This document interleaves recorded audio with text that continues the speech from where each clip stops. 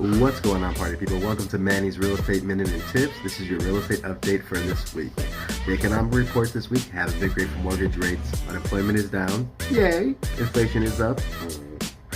The average 30-year rate will most likely end today back over 7%. It's too early to determine, but it's starting to look more like a possible Fed rate cut will be pushed into the second half of 2024, probably September at the earliest.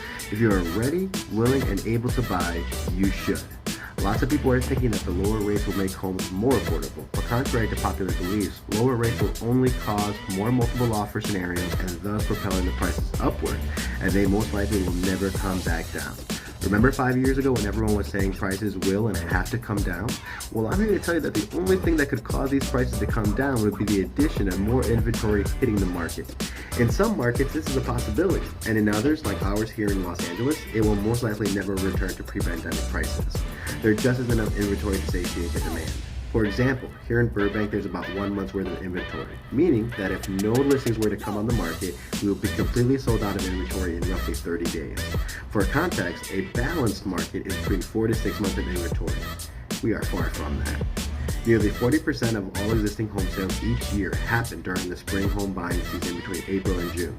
So if you're looking to stick to your desired monthly budget and in your preferred area to live, then taking action now is an imperative.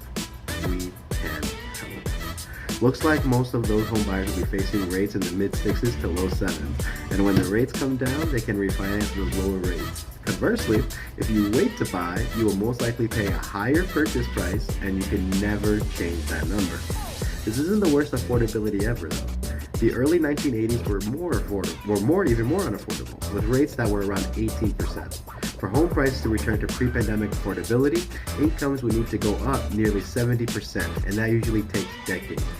Home prices would need to drop by more than 40%. This has never happened except in a few markets during the mortgage crisis, and mortgage rates would have to drop by around 4.3%, which means rates in the mid-2s. It's only happened once in history and only due to the pandemic.